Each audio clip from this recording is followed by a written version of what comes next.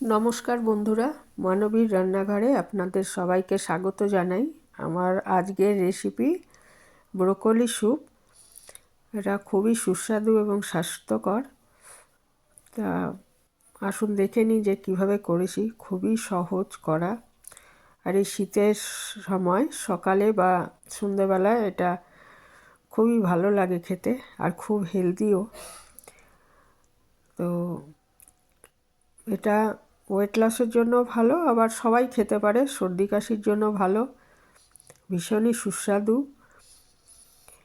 তো এর জন্য আমি একটা ব্রোকলি নিয়েছি, একটা গাজর, মটরশুঁটি, একটা সুইট কর্ন, একটা পেঁয়াজ, একটা টমেটো নিয়েছি, অপশনাল, টমেটোটা না দিলেও হবে, এক টুকরো আদা, আর কয়েক কোয়া রসুন, আর একটা পাতিলেবু।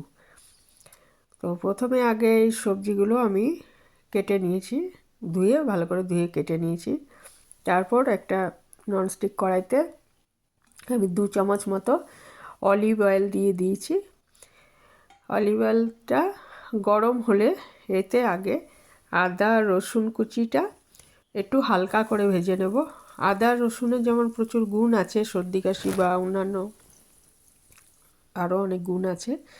তেজপাতা দিয়েছি, এটাও তো সর্দি কাশির জন্য ভালো। আর এটা হালকা করে একটু ভেজে নেওয়ার পর আমি পেঁয়াজ কুচিগুলো দিয়ে দিলাম। একটা পেঁয়াজ কুচি করে নিয়েছি। পেঁয়াজ কুচির বদলে পেঁয়াজ কলিও দিতে পারেন। দিয়ে এটা হালকা, এটাও মানে একদম ব্রাউন করে ভাজবো না, হালকা করে ভেজে নেব। নিয়ে তারপরে এটার মধ্যে আমি ব্রোকলিগুলো একটু ভেজে নেব। সব সবজিগুলি হালকা করে ভাজবো, প্রথমে ব্রোকলিটা দেবো আর কি। এই যে এটা মোটামুটি ভাজা হয়ে গেছে পেঁয়াজটা, এর মধ্যে এবার ব্রোকলিগুলো দিয়ে দিচ্ছি।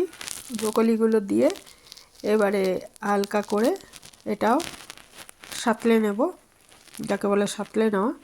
আর এই ডাঁটাগুলো দেখুন দিয়ে দিয়েছি, কারণ এই ডাঁটাগুলোও কিন্তু ভীষণ পুষ্টিকর, সেই জন্য এগুলো আমি ফেলিনি। ব্রোকলির ওই ডাঁটাগুলো কুচি করে দিয়ে দিয়েছি।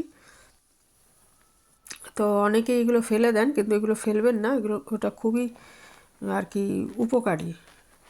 তারপর এর মধ্যে কর্ন দিয়ে দিয়েছি, আর বাকি সবজিগুলো আমি আস্তে আস্তে দিয়ে দিচ্ছি। ওটা 2-3 মিনিট সাঁতলানোর পর বাকি সবজিগুলো দিয়ে একটু সময় ধরে এটা সাঁতলে নেব মিডিয়াম আঁচে।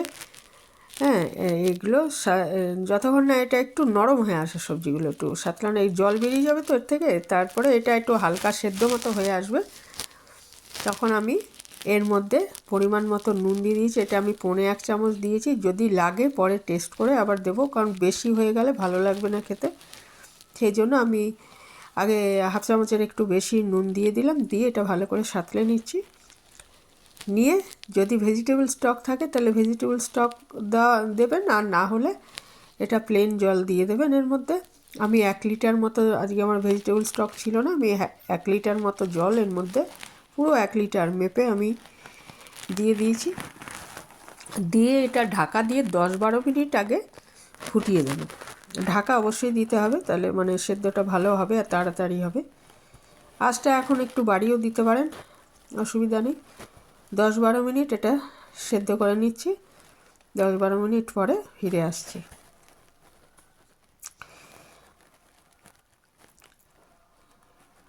দেখুন 10-12 মিনিট হয়ে গেছে। তো এটা আমি দেখলাম যে এই যে সেদ্ধটা এরকম হয়েছে। হ্যাঁ, মোটামুটি সেদ্ধ হয়েই আছে। আর তো এই সময় আমি ওই 2 চামচ কর্নফ্লাওয়ার আমি একটু ঈষদুষ্ণ জলে গুলে রেখেছিলাম, সেটা এর মধ্যে মিশিয়ে দিলাম। মানে একদম তো এটা পাতলা হয়ে আছে, যাতে একটু সামান্য, সেরকম ভারী হবে না 2 চামচ দিলে, ওই আর কি মোটামুটি একটুখানি যাতে এটা গাঢ় হয়ে আসে। আর এই সময় তেজপাতাগুলো তুলে ফেলে দিচ্ছি, কারণ তেজপাতার নির্যাস যা যাওয়ার স্যুপের মধ্যে চলে গেছে, তেজপাতাটার আমাদের কোনো দরকার নেই। কাজেই এই 2টো তেজপাতা আমি তুলে ফেলে দিচ্ছি এই সময়। তারপরে এটা আরও আমি 5-6 মিনিট এটা সেদ্ধ করে নেব। হ্যাঁ, সেদ্ধ করে নেব। আর ওইদিকে আমি গোলমরিচ গুঁড়ো করে রেখেছি, এই যে গোলমরিচটা আমি গুঁড়ো করে রেখেছি বেটে, কারণ কেনা যেটা থাকে তার থেকেও কিন্তু এটা মানে অনেক বেশি ভালো লাগে। এই নিজেরা যদি গুঁড়ো করে নেওয়া যায় তাহলে এর গুণটাও বেশি আর খেতেও ভালো লাগে বেশি। তো এটা গুঁড়ো করে নিয়েছি, সেটাকে মিশিয়ে দিলাম। আর তারপরে আমি এই স্যুপটা একদমই রেডি হয়ে গেছে, এই সময় আমি আঁচটা বন্ধ করে দিলাম। দেখুন গ্যাসে বন্ধ করে দিয়ে তারপরে আমি ওই পাতিলেবুটা, একটা পাতিলেবুর রস আমি আস্তে আস্তে এর সাথে মিশিয়ে দিলাম। আঁচটা চালু থাকা অবস্থায় কিন্তু কোনো মতেই আমি দেব না, লেবুর রসটা দেব না, দেবেন না আর কি। কারণ হচ্ছে তাহলে ভিটামিন সিটা একদম নষ্ট হয়ে যাবে। আঁচটা বন্ধ করার পরই এটা লেবুর রসটা দেবেন, তাতে টেস্টটাও বেড়ে যাবে এবং লেবুতে জানেনই ভিটামিন সি রয়েছে, সেটাও সর্দি কাশির জন্য এবং আরও অনেক উপকার আছে ভিটামিন সি এর, সেইটার জন্য রক্ত তৈরিতেও সাহায্য করে ভিটামিন সি।